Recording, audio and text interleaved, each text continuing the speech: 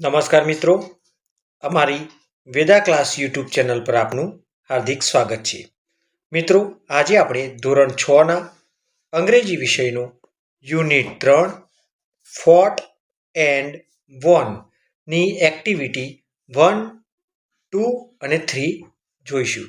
મિત્રો, હજુ સુધી અમારી ચેનલને સબસ્ક્રાઈબ કરી નથી તો સબસ્ક્રાઈબ અવશ્ય કરશો, જેથી અન્ય વિડીયો આપની સુધી પહોંચતા રહે.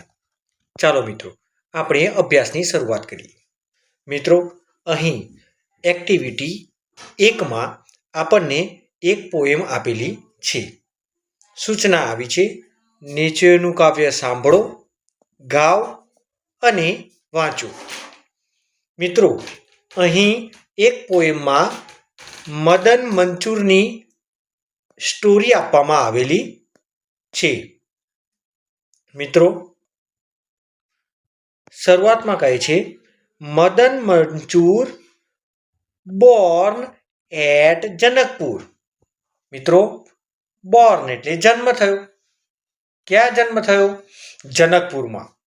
જનકપુર એ ગામનું નામ છે. મિત્રો, મદન મંચુર જનકપુરમાં જન્મ્યા. સ્ટડીડ એટલે અભ્યાસ કરવો. સ્ટડીડ એટ જ્ઞાનપુર, આ પણ ગામનું નામ છે. કે જ્ઞાનપુરમાં ભણ્યા અથવા અભ્યાસ કર્યો. વર્કડ એટ કર્મપુર, આ પણ મિત્રો ગામ જ છે. વર્ક એટલે કામ કર્યું કર્મપુરમાં. મેરીડ એટ જીવનપુર, એટલે કે જીવનપુરમાં લગ્ન કર્યા. ફેલ ઇલ, બીમાર પડ્યા. ઓન ફ્રાઈડે, શુક્રવારે બીમાર પડ્યા. એડમિટેડ એટલે કે દાખલ થવું. એડમિટેડ ઓન સેટરડે, એટલે કે શનિવારે દાખલ થયા, હોસ્પિટલમાં એડમિટ થયા. વોર્સ એટલે ખરાબ પરિસ્થિતિ. વોર્સ ઓન મંડે એમની સ્થિતિ બગડી. ડાયટ ઓન ટ્યુઝડે, મંગળવારના દિવસે ડાઈડ એટલે મૃત્યુ પામ્યા. ક્રિમિટેડ એટલે અગ્નિદાહ આપવામાં આવ્યો. ક્રિમિટેડ ઓન વેન્સડે, એટલે કે બુધવારે એમને અગ્નિદાહ આપ્યો.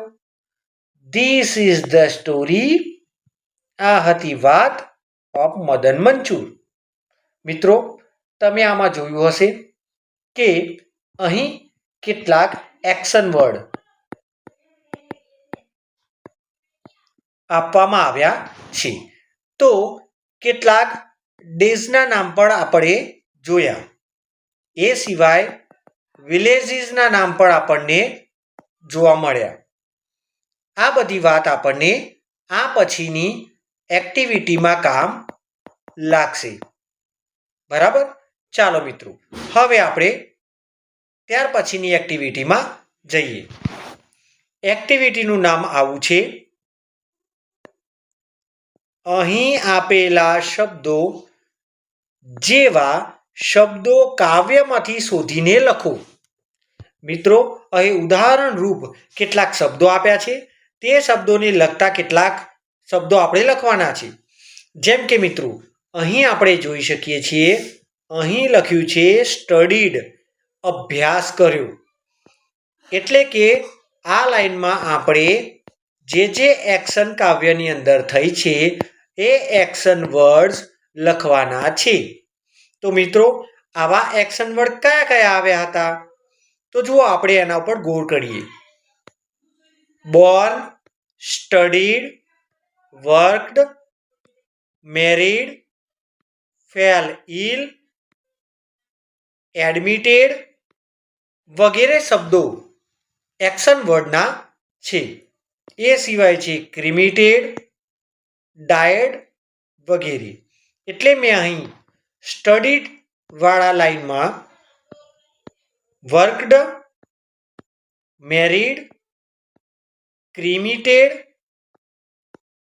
એડમિટેડ અને ડાયડ એવા શબ્દો લખ્યા છે. તો અહીં આપણને ડેઝના નામ જોવા મળે છે. Days of week. કાવ્યની અંદર ફ્રાઈડે, સેટરડે, ટ્યુઝડે, વેન્સડે વગેરે જેવા દિવસોના નામ આવ્યા છે. તેથી આપણે અહીં ડેઝના નામ લખ્યા છે. એ ઉપરાંત ત્યાર પછીના ખાનામાં આપણે જોઈએ તો અહીં લખ્યું છે જનકપુર, જે અહીં વિલેજનું નામ છે મિત્રો. બરાબર. તો એ સિવાય વિલેજના નામ આવ્યા હતા જ્ઞાનપુર, કર્મપુર, જીવનપુર વગેરે. આ સિવાય કાવ્યની અંદર બાકી રહેતા શબ્દો આપણે લખવાના છે. તો એ સિવાયના શબ્દો આપણે લખીશું born, wars, fell ill, story, at વગેરે. મિત્રો ચાલો હવે વિડીયોને પોઝ કરી અને તમે સાથે સાથે લખતા રહેજો. હા, હવે આપણે એક ખૂબ સુંદર અને જાણવા જેવી વાર્તા અને સાથે સાથે એક્ઝામની અંદર પૂછાવાની પૂરેપૂરી શક્યતાવાળો એક પ્રશ્ન જોઈએ. એક્ટિવિટી 3, જેની સૂચના છે તમે વાલિયા લૂંટારાની વાર્તા જાણો છો. અહીં વાલિયા વિશે થોડા વાક્યો આપ્યા છે તથા બોક્સમાં કેટલાક શબ્દો આપ્યા છે. એમાંથી યોગ્ય શબ્દ પસંદ કરી ખાલી જગ્યા પૂરો. મિત્રો, તમે વાલ્મીકી ઋષિના જીવન વિશેની વાર્તા જાણતા હશો. મિત્રો, અમારી વેદા ક્લાસ યુટ્યુબ ચેનલને સબસ્ક્રાઈબ કરી નથી તો અવશ્ય સબસ્ક્રાઈબ કરો. વિડીયોને લાઈક કરવાનું ભૂલશો નહીં. ચાલો હવે આપણે વાર્તા જોઈએ. મિત્રો, તમારું ધ્યાન અહીં બ્રેકેટ પર ખાસ જવું જોઈએ. દરેક જગ્યાએ અહીં બ્રેકેટ એટલે કે કૌંસમાં આપણને ઓપ્શન આપેલા જ છે. એ ઓપ્શનમાંથી પસંદ કરી અને આપણે જવાબો લખવાના છે. એટલે તમારું કામ ખૂબ સરળ છે મિત્રો. અહીં ફક્ત 1-2 વસ્તુ આપણા ધ્યાનમાં રાખવાની છે મિત્રો. એ કઈ છે? તો મિત્રો, જ્યારે પણ આપણે કોઈ વાર્તા વિશે લખતા હોઈએ ત્યારે હંમેશા ક્રિયાપદો ભૂતકાળના રૂપમાં આવે. કયા કાળમાં આવે મિત્રો? ભૂતકાળના રૂપમાં.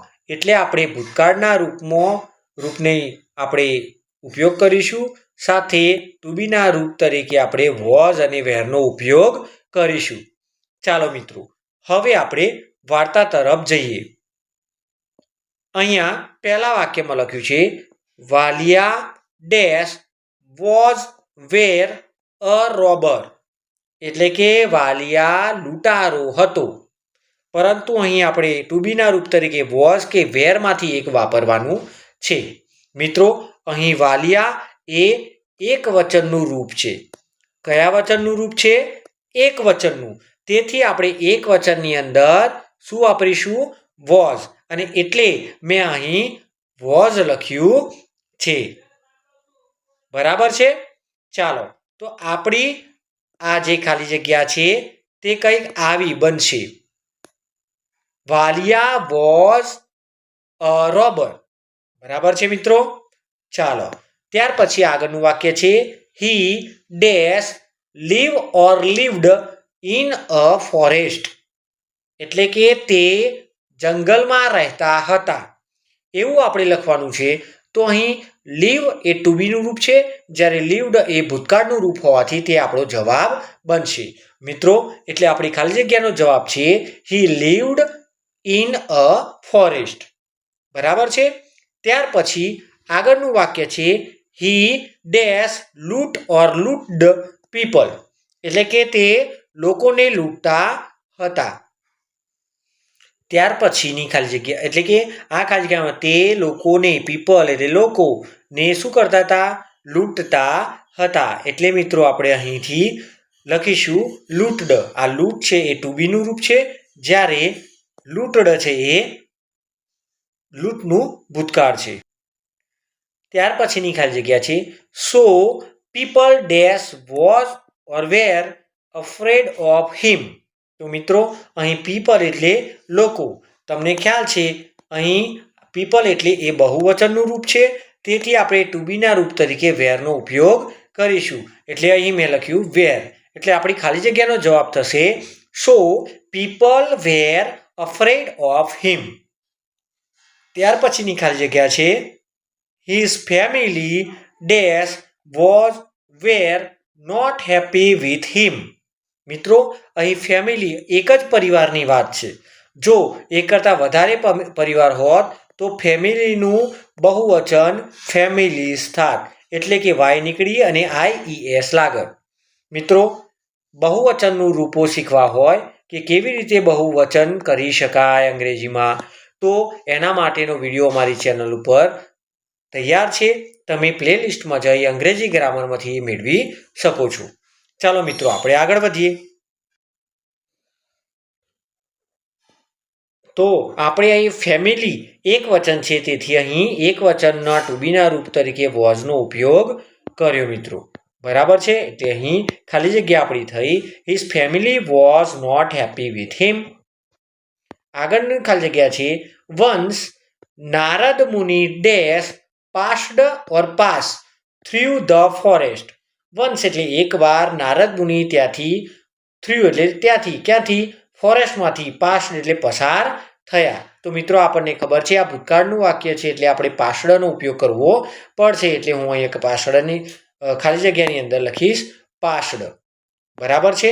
ચાલો એટલે આપણી ખાલી જગ્યા આવી બની વન્સ નારદ મુનિ પાસ્ડ થ્રુ ધ ફોરેસ્ટ. પછી આગળ ખાલી જગ્યા છે હિઝ એડવાઇસ ડેશ ચેન્જ ઓર ચેન્જડ વાલિયાસ લાઈફ. એટલે કે તેમની એડવાઇસ, કોની, નારદ મુનિની એડવાઇસથી વાલિયાનું જીવન ચેન્જ એટલે બદલાઈ ગયું. તો આપણે અહીં પણ ભૂતકાળના રૂપ તરીકે ચેન્જડનો ઉપયોગ કરીશું. એટલે આપણી ખાલી જગ્યા આવી બની his advice changed Valiya's life. બરાબર છે મિત્રો. ચાલો હવે આપણે આગળ વધીએ. આગળની ખાલી જગ્યા છે Valiya the robber became Valmiki. એટલે કે વાલિયા જે લૂંટારો હતો તે વાલ્મીકી ધ સંત બની ગયા. હી રાઇટ ઓર રોટ રામાયણા. તો આપણને ખબર છે આપણે ભૂતકાળનું રૂપ લેવાનું છે, એટલે આપણે રાઇટનું ભૂતકાળ, રોટ આપણા જવાબની અંદર લખીશું મિત્રો. એટલે આપણી ખાલી જગ્યા બની Valiya the robber became Valmiki the sant. He wrote the Ramayana. મિત્રો વિડીયો ગમ્યો હોય તો લાઈક અને શેર કરવાનું ભૂલશો નહીં. મિત્રો અહીં પ્રવૃત્તિ 2 માટે પાઠમાંથી કેટલીક ક્રિયાઓ લેવી, મહાવરા પછી આ પાઠમાં ઉપયોગી ક્રિયાઓ લેવી. સૌ પહેલા શિક્ષકે બધી ક્રિયાઓ બોલી બતાવી, જેથી વિદ્યાર્થીઓને શ્રવણનો મહાવરો થાય.